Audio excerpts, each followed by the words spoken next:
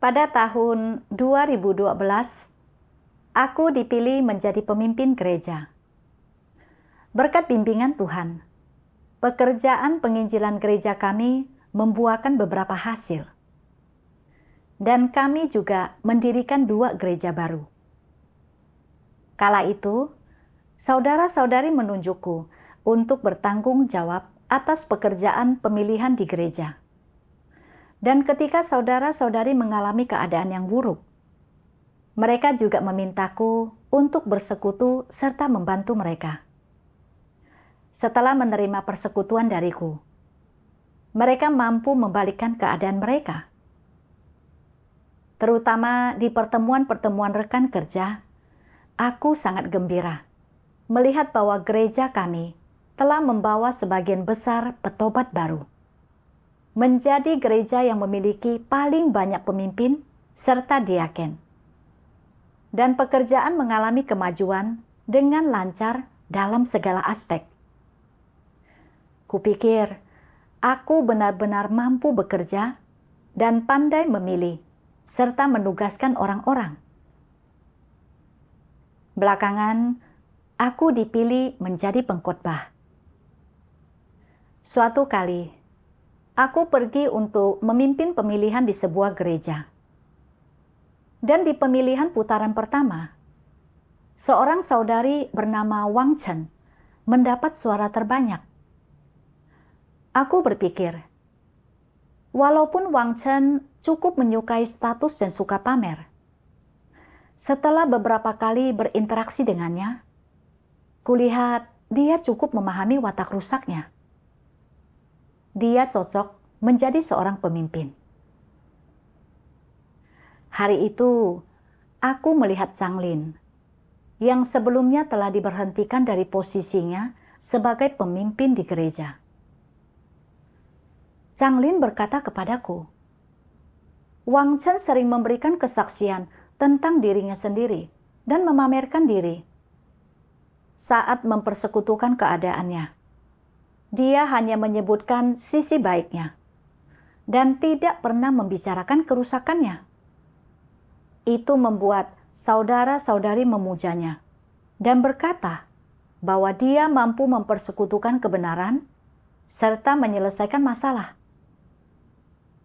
Bahkan setelah diberhentikan, dia tidak memahami dirinya sendiri.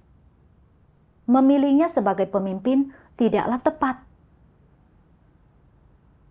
Setelah mendengarnya, aku memiliki pemikiran sendiri tentang Chang Lin. Aku berpikir, bukankah karena kau baru saja diberhentikan? Kau merasa tidak senang melihat Wang Chen dipilih? Selain itu, aku sudah beberapa kali berinteraksi dengan Wang Chen. Dan menurutku, dia tampak cukup paham tentang penghentiannya sebelumnya. Itu sama sekali tidak seperti yang kau katakan.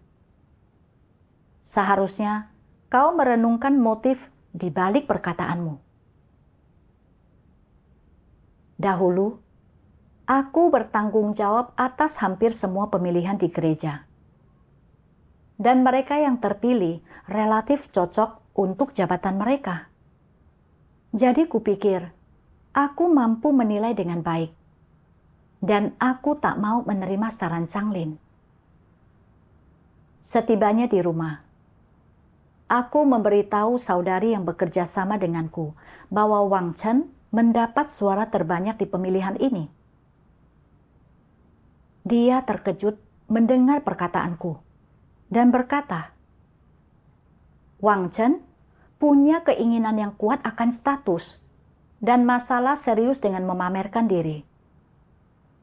Sebagai pemimpin, dia hanya berfokus pada sisi baiknya saat melaporkan pekerjaan dan tidak pernah menyebutkan penyimpangannya. Ketika dia membicarakan keadaannya, semuanya positif. Dia tak pernah membiarkan siapapun melihat sisi rusaknya. Dia berkata bahwa semua saudara-saudari berbicara kepadanya jika terjadi sesuatu. Tetapi mereka tidak mencari prinsip-prinsip.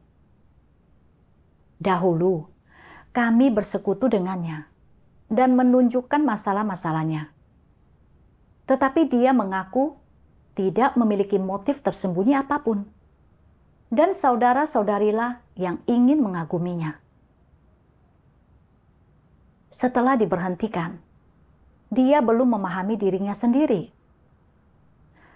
Kita masih belum bisa melihat orang seperti apa Wang Chen sebenarnya.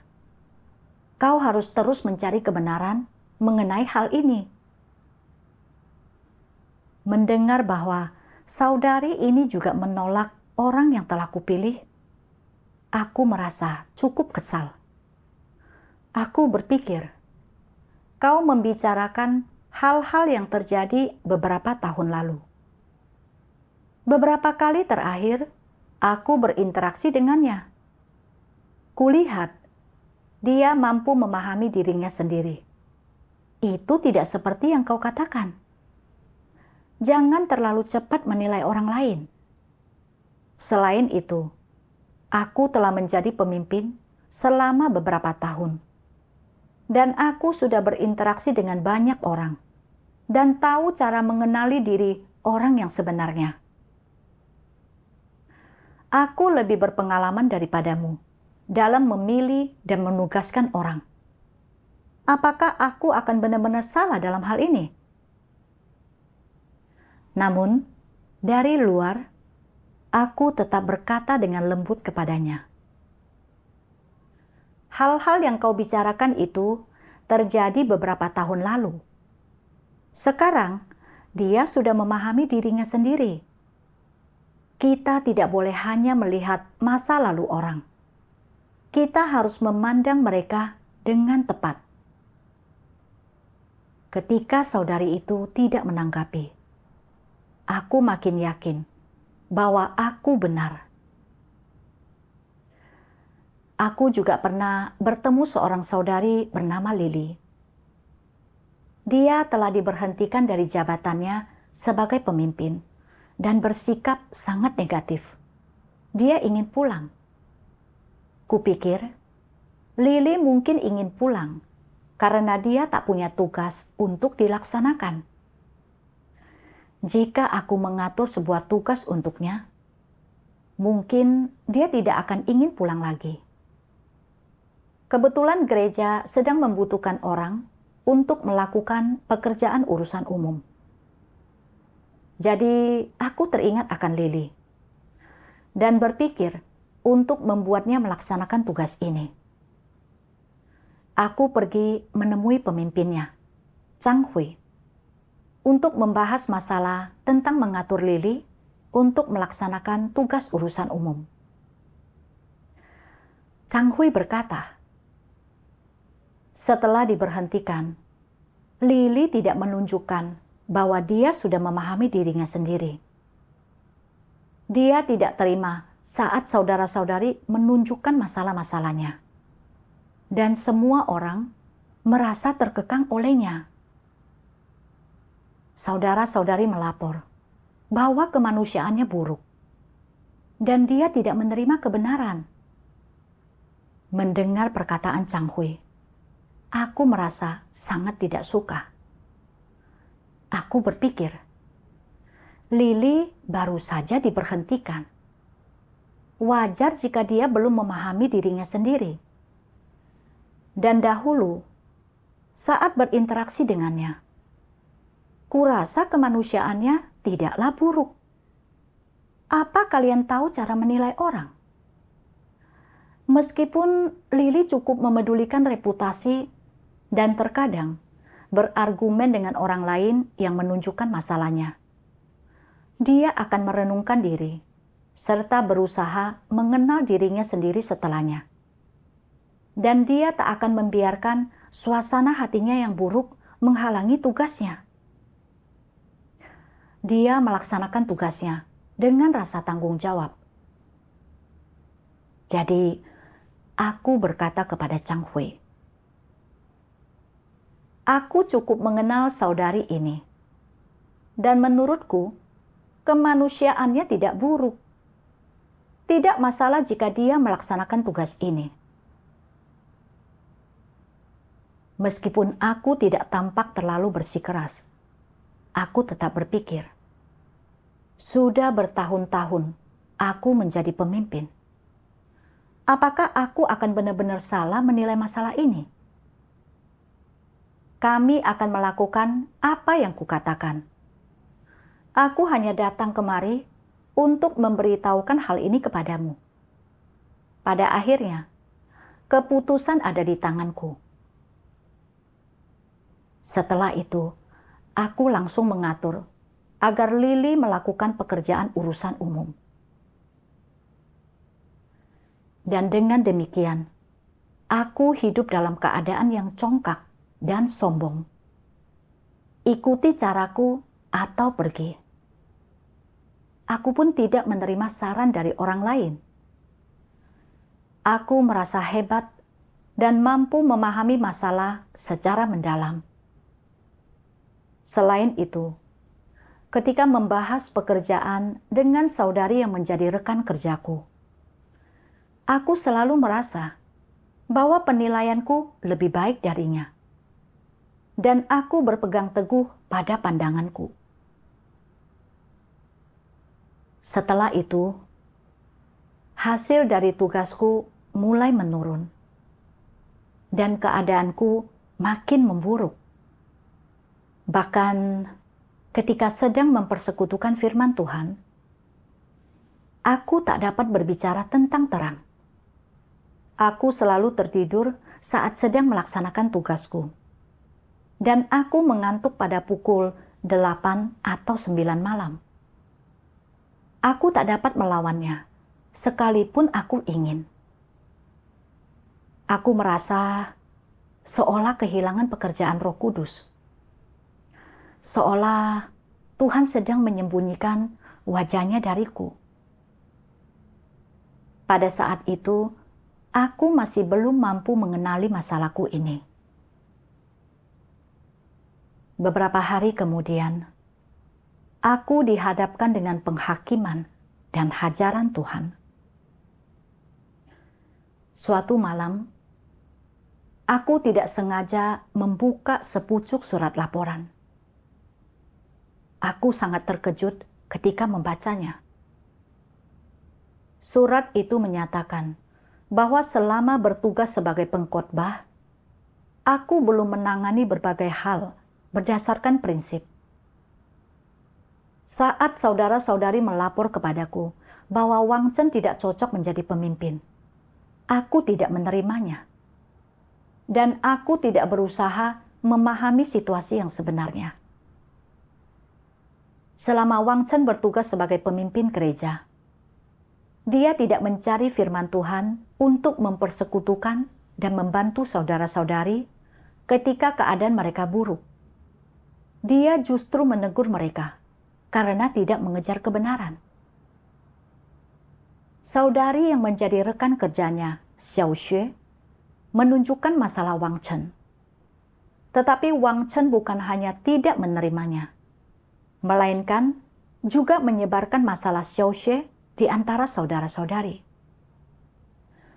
Ini menyebabkan semua orang memihak Wang Chen dan meyakini bahwa Xiao Xue adalah seorang pemimpin palsu. Kekacauan pun terjadi di gereja. Dan sudah lebih dari 2 bulan, saudara-saudari tidak menjalani kehidupan bergereja yang normal. Jalan masuk kehidupan mereka menderita kerugian. Dan pekerjaan gereja sangat terganggu serta kacau. Setelah aku membaca surat laporan ini, sekujur tubuhku gemetar dan jantungku berdebar-debar. Rasanya seolah setiap kata dalam surat tersebut menusuk jantungku. Dan seolah aku telah dihukum. Aku pun panik dan ketakutan. Aku berpikir, sekarang benar-benar tamatlah riwayatku. Akankah pemimpin tingkat atas memberhentikanku? Aku juga berpikir, kini pekerjaan Tuhan sudah hampir berakhir. Jika saat ini aku diberhentikan, Bukankah itu berarti bahwa aku telah disingkapkan? Bukankah itu berarti bahwa aku tak akan punya harapan untuk diselamatkan? Rasanya seolah ada beban berat yang menekan dadaku. Beberapa hari itu, aku tak bisa makan dengan enak dan tak bisa tidur. Takut pemimpin akan memberhentikanku kapan saja. Tak lama kemudian, pemimpin tingkat atas mengatur pertemuan denganku. Melihat bahwa aku tidak memahami diriku sendiri, dia menyingkapkan dan memangkasku. Berkata bahwa aku sangat congkak, tidak menerima saran saudara-saudari, berperilaku sewenang-wenang dan gegabah dalam tugasku, serta mengganggu dan mengacaukan pekerjaan gereja.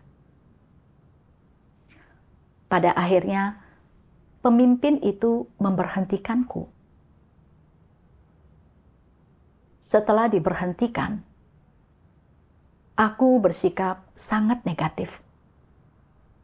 Aku tak mau makan dan minum firman Tuhan, ataupun berdoa.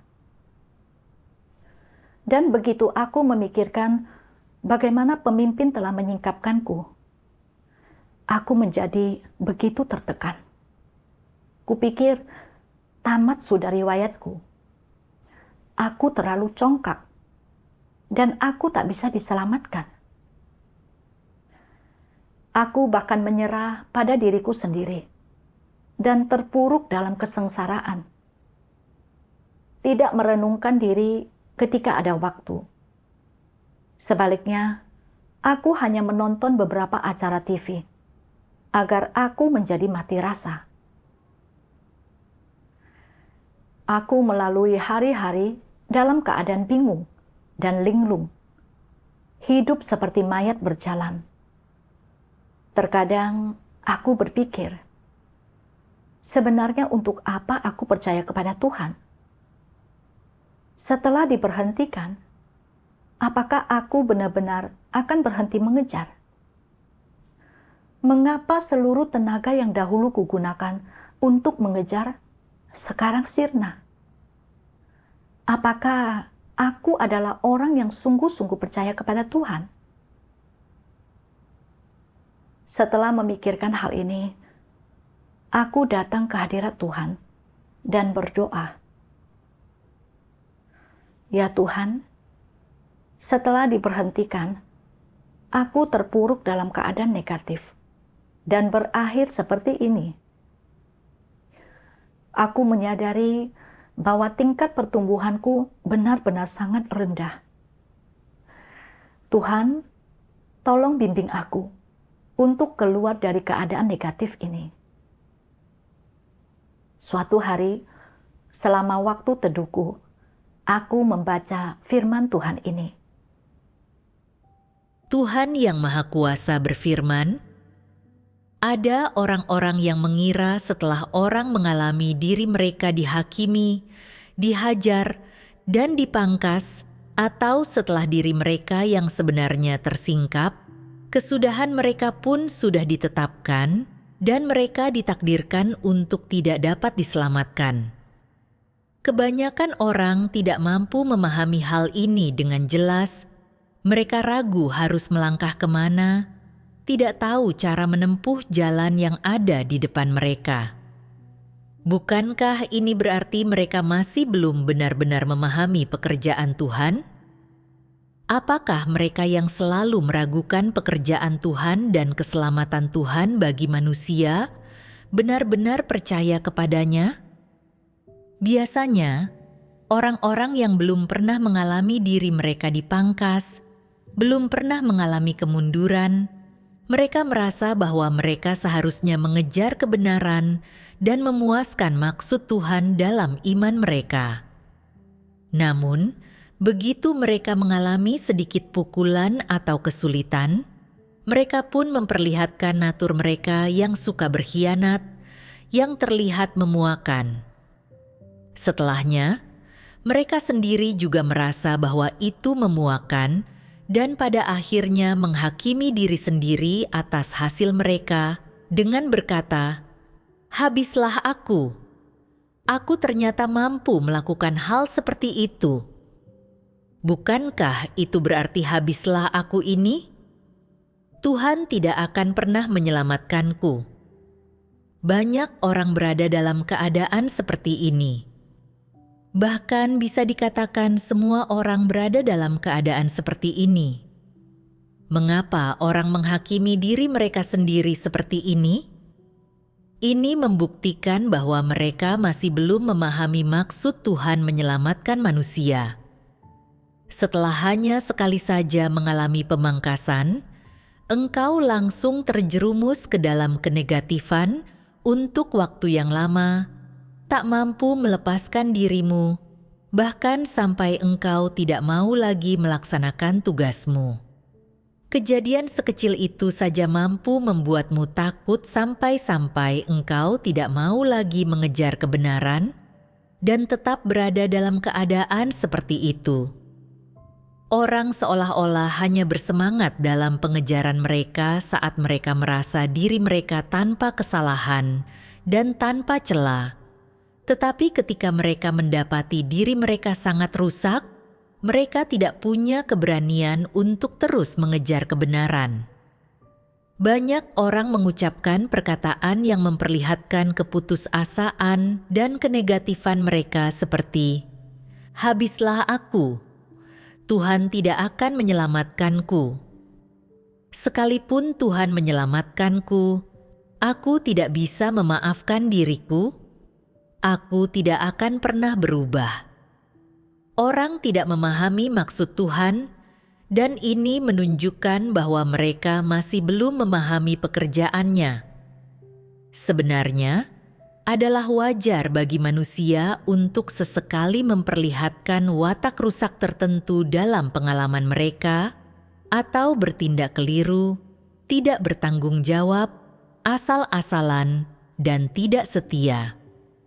Ini karena manusia memiliki watak yang rusak. Ini adalah sesuatu yang tak mampu mereka hentikan dan hindari. Kalau bukan karena tersingkapnya hal ini, mengapa mereka disebut manusia yang rusak? Jika manusia tidak rusak, pekerjaan penyelamatan Tuhan tidak akan ada artinya. Masalahnya sekarang adalah karena manusia tidak memahami kebenaran atau benar-benar memahami diri mereka sendiri, dan karena mereka tidak dapat melihat keadaan mereka sendiri dengan jelas, mereka membutuhkan Tuhan untuk mengungkapkan firman-Nya mengenai pengungkapan dan penghakiman-Nya agar mereka dapat memahaminya. Kalau tidak, mereka akan tetap mati rasa dan bodoh. Jika Tuhan tidak bekerja dengan cara ini, manusia tidak akan pernah berubah. Bagian dari firman Tuhan ini terasa seperti aliran air hangat yang menenangkan hatiku, menghibur dan menyemangatiku. Akhirnya aku menyadari bahwa aku hidup dalam keputusasaan ini karena telah gagal untuk memahami pekerjaan Tuhan. Kupikir karena aku telah dipilih dan menugaskan orang sekehendak hatiku sendiri, serta mengganggu dan mengacaukan pekerjaan gereja, Tuhan tidak akan lagi menyelamatkanku. Pada kenyataannya, pekerjaan Tuhan, yaitu penghakiman dan hajaran, adalah untuk membantuku memahami kerusakanku. Tanpa apa yang telah disingkapkan oleh fakta, dan tanpa pemangkasan ini, aku tak akan menyadari betapa seriusnya watak congkakku. Dan bahwa selama ini, aku mampu melaksanakan begitu banyak hal yang menentang Tuhan. Kini, aku telah diberhentikan. Dan ini adalah perlindungan Tuhan terhadapku, yang membantuku segera berhenti melakukan kejahatan, dan mampu merenungkan diri, bertobat, serta berubah. Namun, aku masih salah memahami Tuhan. berpikir bahwa dia menyingkapkan dan menyingkirkanku, sehingga aku hidup dalam keadaan negatif dan terpuruk dalam keputusasaan. Aku telah menyakiti hati Tuhan sedemikian dalamnya. Aku merasa sangat berutang kepada Tuhan. Jadi, aku berkata kepada diriku sendiri di dalam hati, betapapun rusaknya diriku, aku tetap harus berusaha sebaik mungkin untuk menjadi lebih baik. Aku tak boleh terus terpuruk dalam hal negatif. Setelah itu, aku makan dan minum firman Tuhan seperti biasa dan berdoa kepadanya setiap hari. Secara bertahap, keadaanku mulai membaik. Selama waktu itu, aku juga merenungkan, mengapa aku gagal dan terjatuh? Aku membaca satu bagian firman Tuhan. Tuhan Yang Maha Kuasa berfirman, Apa maksudnya bersikap semaunya dan gegabah? Maksudnya, bertindak dengan cara apapun yang kau rasa cocok ketika menghadapi suatu masalah, tanpa proses berpikir atau mencari apapun. Tidak ada yang dikatakan orang lain yang dapat menyentuh hatimu ataupun mengubah pikiranmu. Engkau bahkan tidak dapat menerimanya ketika kebenaran dipersekutukan kepadamu. Engkau tetap pada pendapatmu sendiri, tidak mendengarkan ketika orang lain mengatakan sesuatu yang benar, menganggap dirimu yang benar, dan berpegang teguh pada gagasanmu sendiri. Meskipun pemikiranmu itu benar, engkau juga harus mempertimbangkan pendapat orang lain. Dan jika engkau sama sekali tidak mempertimbangkannya, bukankah ini berarti engkau sangat merasa dirimu benar? Tidak mudah bagi orang yang sangat merasa dirinya benar dan keras kepala untuk menerima kebenaran. Jika engkau melakukan sesuatu yang salah dan orang lain mengkritikmu dengan berkata, engkau tidak melakukan hal ini sesuai dengan kebenaran. Engkau menjawab, meskipun aku tidak melakukannya sesuai dengan kebenaran, aku tetap akan melakukannya dengan cara seperti ini. Dan engkau kemudian menemukan beberapa alasan untuk membuat mereka berpikir bahwa ini benar. Jika mereka menegurmu dengan berkata, bertindak seperti ini artinya mengacau, dan itu akan merugikan pekerjaan gereja. Engkau bukan saja tidak mau mendengarnya, tetapi engkau juga terus beralasan. Menurutku, inilah cara yang benar. Jadi aku akan melakukannya dengan cara ini. Watak apakah ini? Kecongkakan. Natur yang congkak membuatmu keras kepala.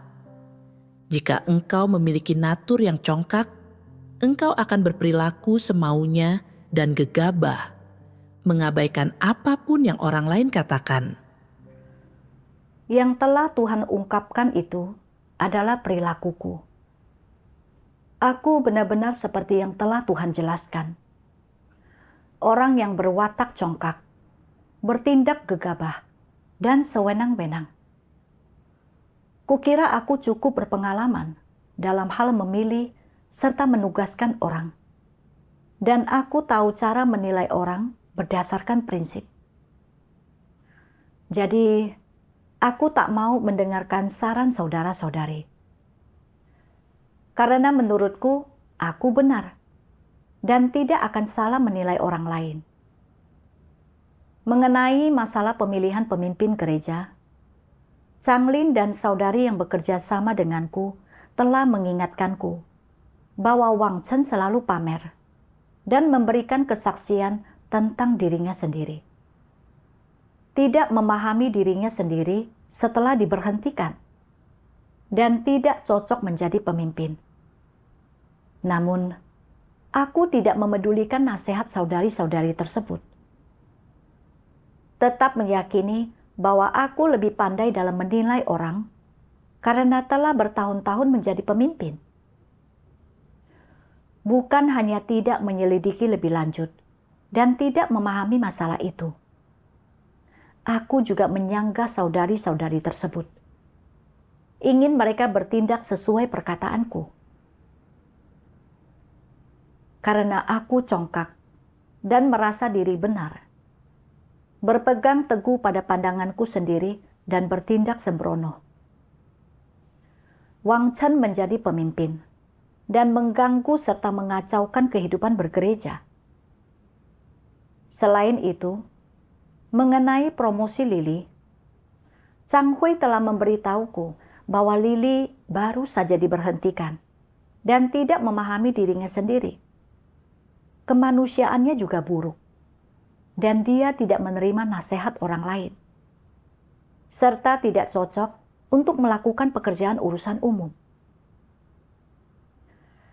Meskipun aku tahu bahwa perkataan Chang Hui itu masuk akal, kukira keadaan Lili dapat diperbaiki dengan memintanya melaksanakan sebuah tugas. Aku juga merasa cukup mengenalnya. Jadi, aku bersikeras mempromosikannya. Dalam 2 kasus di mana aku memilih dan menugaskan orang, setiap kalinya, saudara-saudari memberiku beberapa saran. Tetapi aku sama sekali tidak mendengarkan apa yang mereka katakan. Alhasil, aku menyebabkan gangguan dan kekacauan yang serius terhadap pekerjaan gereja. Dan saudara-saudari melewatkan lebih dari 2 bulan tanpa menjalani kehidupan bergereja yang normal. Inilah konsekuensi yang timbul karena aku bertindak berdasarkan watak congkakku. Berperilaku sewenang-wenang dan tidak menerima nasihat orang lain. Setelah memahami hal ini, aku berdoa kepada Tuhan. Ya Tuhan, seandainya aku tidak dilaporkan dan diberhentikan, serta dicegah agar tidak melakukan kejahatan, entah berapa banyak lagi perbuatan jahat yang akan kulakukan. Tuhan, terima kasih telah menyingkapkanku. Aku bersedia untuk bertobat. Belakangan, aku membaca lebih banyak firman Tuhan dan memperoleh pemahaman akan watak rusakku. Tuhan yang Maha Kuasa berfirman, "Jika engkau memiliki watak yang congkak dan sombong, maka diberitahu untuk tidak menentang Tuhan tidak ada bedanya. Engkau tidak mampu menahan diri, itu berada di luar kendalimu. Engkau tidak akan melakukannya dengan sengaja. Engkau akan melakukannya di bawah dominasi naturmu yang congkak dan sombong. Kecongkakan dan kesombonganmu akan membuatmu memandang rendah Tuhan dan menganggapnya tak berarti. Itu akan mengakibatkanmu meninggikan diri sendiri, membuatmu selalu menonjolkan diri.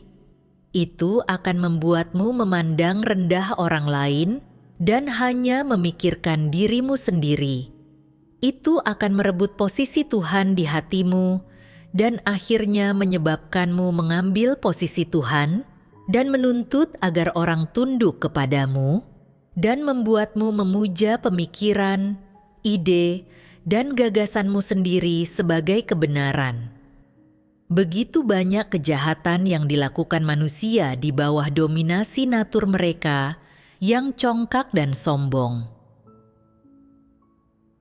Kecongkakan adalah sumber dari watak manusia yang rusak. Semakin congkak manusia, semakin mereka tidak masuk akal, dan semakin mereka tidak masuk akal, semakin besar kemungkinan mereka untuk menentang Tuhan. Seberapa seriuskah masalah ini? Orang yang memiliki watak congkak tidak hanya menganggap orang lain berada di bawah mereka, tetapi yang terburuk adalah mereka bahkan bersikap merendahkan Tuhan dan mereka tidak punya hati yang takut akan Tuhan. Meskipun orang mungkin terlihat percaya kepada Tuhan dan mengikuti Dia, mereka sama sekali tidak memperlakukannya sebagai Tuhan. Mereka selalu merasa bahwa mereka memiliki kebenaran dan menganggap diri mereka hebat. Inilah esensi dan akar dari watak yang congkak, dan itu berasal dari iblis. Karena itu, masalah kecongkakan harus diselesaikan. Menganggap orang lain berada di bawah dirinya, itu adalah masalah sepele. Masalah seriusnya adalah bahwa watak congkak seseorang menghalangi orang tersebut untuk tunduk kepada Tuhan pada kedaulatannya dan pengaturannya. Orang seperti itu selalu merasa ingin bersaing dengan Tuhan untuk mendapatkan kekuasaan dan pengendalian atas orang lain. Orang seperti ini sama sekali tidak punya hati yang takut akan Tuhan, apalagi mengasihi Tuhan atau tunduk kepadanya. Orang-orang yang congkak dan sombong, terutama mereka yang begitu congkak sampai kehilangan nalarnya, tidak mampu tunduk kepada Tuhan dalam kepercayaan mereka kepadanya, dan bahkan meninggikan serta memberikan kesaksian tentang diri mereka sendiri. Orang-orang semacam itulah yang paling menentang Tuhan dan sama sekali tidak punya hati yang takut akan Tuhan. Tuhan berfirman bahwa mereka yang berwatak congkak mampu melakukan hal-hal yang menyebabkan gangguan dan kekacauan serta melanggar prinsip. Mereka mampu menentang Tuhan. Sudah bertahun-tahun aku percaya kepada Tuhan dan membuahkan hasil dalam tugasku, sehingga aku menganggap hal-hal ini sebagai modal. Kupikir, aku punya sedikit kenyataan kebenaran. Aku berbakat, dan aku lebih baik daripada semua orang lain. Aku sangat percaya diri, dan kupikir aku benar dalam setiap masalah. Saat aku 2 kali memilih dan menugaskan orang, Tuhan telah menggunakan saudara-saudari untuk berulang kali mengingatkanku bahwa aku tidak memperkerjakan orang-orang itu sesuai dengan prinsip, tetapi sama sekali tidak menganggapnya serius. Kukira aku telah memahami kebenaran serta pandai menilai orang, dan aku bersikeras untuk melakukannya dengan caraku, memilih dan menugaskan orang berdasarkan pemikiranku sendiri, serta mengabaikan prinsip-prinsip kebenaran. Kupikir semua orang berada di bawahku, dan tidak ada tempat untuk Tuhan di dalam hatiku. Kecongkakanku tak terkendali. Dahulu, aku memperoleh hasil saat melaksanakan tugasku, bukan karena aku berkualitas baik dan memahami kebenaran. Sebenarnya, ketika aku pertama kali mulai melaksanakan tugasku, ada banyak hal yang tidak kupahami. Aku berdoa kepada Tuhan dan mengandalkannya ketika menghadapi kesulitan, mencari maksudnya, dan bertindak berdasarkan prinsip. Ini membuatku dapat dengan mudah memperoleh bimbingan Roh Kudus, dan tugasku juga membuahkan hasil. Namun, aku menganggap hasil yang dicapai melalui pekerjaan Roh Kudus sebagai modalku sendiri. Selalu berpikir bahwa aku memahami kebenaran. Aku tidak menerima nasihat saudara-saudari atau mencari prinsip-prinsip kebenaran. Bertindak sewenang-wenang dan gegabah, serta menyebabkan gangguan dan kekacauan terhadap pekerjaan. Pada akhirnya, aku kehilangan pekerjaan Roh Kudus dan diberhentikan. Inilah sumber penyebab kegagalanku. aku memikirkan bagaimana Kristus telah memberikan kesempatan kepada saudara-saudari untuk mengungkapkan sudut pandang mereka di setiap pertemuan dan menerima perkataan mereka jika itu benar.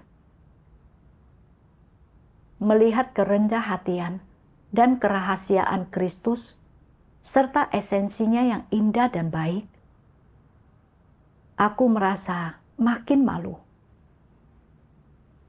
Aku bukanlah siapa-siapa. Aku memahami beberapa doktrin serta memperoleh beberapa pengalaman kerja, dan kemudian tidak lagi mendengarkan siapapun. Bertindak dengan sikap, ikuti caraku, atau pergi. Seandainya saat itu aku mampu mendengarkan nasihat saudara-saudari dengan pikiran yang terbuka dan bersikap menerima kebenaran, aku tak akan memilih dan menugaskan orang dengan semauku atau menyebabkan kerugian seperti itu terhadap pekerjaan. Aku benar-benar sangat menyesal. Tuhan telah menggunakan saudara-saudari yang melaporkan dan memberhentikanku untuk menghentikanku agar tidak melakukan kejahatan. Ini adalah perlindungan Tuhan terhadapku. Tanpa perlindungannya, mengingat naturku yang congkak, entah perbuatan jahat seperti apa yang akan kulakukan. Kini, Tuhan telah memberiku satu kesempatan untuk merenung dan bertobat. Aku merasa bahwa kasih Tuhan terhadapku sangatlah besar. Dan aku berkata kepada diriku sendiri di dalam hati, di masa depan, apapun yang kulakukan, aku harus lebih banyak mencari dan tetap memiliki hati yang takut akan Tuhan. Aku tak boleh hanya bertindak sembrono berdasarkan keinginanku sendiri. Pada tahun 2020, aku menjadi pemimpin gereja sekali lagi. Pada saat itu, gereja kami memerlukan orang untuk bertanggung jawab atas pekerjaan penyiraman. Saudari yang bekerja sama denganku berkata bahwa seorang saudari di gereja kami yang bernama Chen Xin aktif melaksanakan tugasnya. Berhati murni. Dia adalah orang yang benar dan dapat dibina. Setelah mendengar hal ini, aku berpikir, sudah 2 kali aku berinteraksi dengan saudari ini. Persekutuannya agak dangkal, dan dia tidak membahas kerusakannya. Dapatkah seseorang seperti ini melakukan pekerjaan penyiraman? Pada saat ini, 2 saudari lainnya juga berkata, meskipun Chen Xin aktif saat melakukan berbagai hal, dia memiliki kekurangan dalam aspek mempersekutukan kebenaran dan menyelesaikan masalah. Setelah itu, aku merasa makin yakin bahwa penilaianku ini benar, bahwa Chen Xin tidak cocok untuk melakukan pekerjaan penyiraman. Saat memikirkan hal ini, aku menyadari bahwa aku kembali bersikap congkak dan merasa diri benar. Aku memikirkan bagaimana dahulu aku telah membuat pelanggaran karena berpaut pada pandanganku sendiri. Dan aku merasa tak boleh terus berpegang teguh pada pandanganku. Aku harus mencari bantuan dari mereka yang memahami kebenaran. Aku membaca lebih banyak firman Tuhan. Tuhan yang Maha Kuasa berfirman, Ketika orang lain menyuarakan pendapat yang berbeda, bagaimana kau bisa melakukan penerapan untuk membuatmu tidak bersikap semaunya dan gegabah? Engkau harus terlebih dahulu memiliki sikap rendah hati, mengesampingkan apa yang kau yakini benar, dan membiarkan semua orang menyampaikan persekutuan. Meskipun engkau percaya dirimu benar, engkau tidak boleh tetap bersikeras mempertahankannya. Itu adalah semacam peningkatan. Hal itu menunjukkan sikap yang mencari kebenaran, menyangkal dirimu sendiri, dan memenuhi maksud Tuhan. Begitu engkau memiliki sikap ini, pada saat yang sama tidak bersikeras pada pendapatmu sendiri, engkau harus berdoa, mencari kebenaran dari Tuhan, dan kemudian mencari dasar di dalam firman Tuhan, menentukan bagaimana bertindak berdasarkan firman Tuhan. Inilah penerapan yang paling cocok dan akurat. Ketika engkau mencari kebenaran dan mengemukakan suatu masalah, lalu membiarkan semua orang bersekutu dan mencari bersama, pada saat itulah Roh Kudus akan memberikan pencerahan. Aku berdoa kepada Tuhan. Ya Tuhan, mereka berkata bahwa saudari ini mampu melakukan pekerjaan penyiraman. Tetapi kurasa dia bukanlah orang yang cocok. Aku tahu bahwa aku berwatak congkak, dan penilaianku tentang hal ini belum tentu benar. Tolong bimbinglah aku, agar dapat melepaskan diriku sendiri dan bertindak dengan cara yang sesuai dengan prinsip, serta bermanfaat bagi pekerjaan gereja. Di sebuah pertemuan, kebetulan ada pengkhotbah, dan aku meminta bantuannya. Pengkhotbah itu bersekutu denganku, dan berkata bahwa aku bisa membuat penilaian berdasarkan penilaian sebagian besar saudara-saudari terhadap Jensin. Aku bertanya pada orang-orang dan mendapati bahwa semua orang beranggapan bahwa kemanusiaan Jensin itu baik. Dia sabar dan mampu benar-benar membuka diri saat berinteraksi dengan orang lain. Kata mereka, meskipun jalan masuk kehidupannya agak dangkal, dia memiliki rasa tanggung jawab dalam tugasnya. Pada saat itu, gereja kekurangan pekerja, dan tidak ada orang lain yang lebih cocok. Jensin adalah yang terbaik dari antara sekumpulan orang yang biasa saja. Jadi memilihnya untuk melakukan pekerjaan penyiraman adalah tepat. Setelah saudara-saudari melakukan penilaian, akhirnya kami memilih Jensin sebagai pemimpin kelompok penyiraman. Setelah itu, ketika bekerja sama dengan Jensin, aku melihat bahwa dia mampu mengenali watak rusaknya ketika masalah menimpanya. Dan dia juga memiliki rasa tanggung jawab. Untungnya, sebelumnya aku mendengarkan nasihat semua orang dan tidak berpegang teguh pada pandanganku sendiri. Pada hari-hari berikutnya, ketika membahas masalah dengan saudara-saudari, setiap kali aku merasa benar atau orang lain memberiku saran yang berbeda, aku secara sadar berdoa kepada Tuhan dan memberontak terhadap diriku sendiri. Mendengarkan saran saudara-saudari dengan hati yang mencari. Ketika melakukan penerapan dengan cara ini, aku merasa bahwa seringkali saran mereka patut didengar. Dan itu juga menunjukkan apa yang kurang dari diriku. Ini sangat membantuku dalam melaksanakan tugasku. Sedikit perubahan yang mampu kualami. Semua itu adalah hasil dari firman Tuhan. Syukur kepada Tuhan.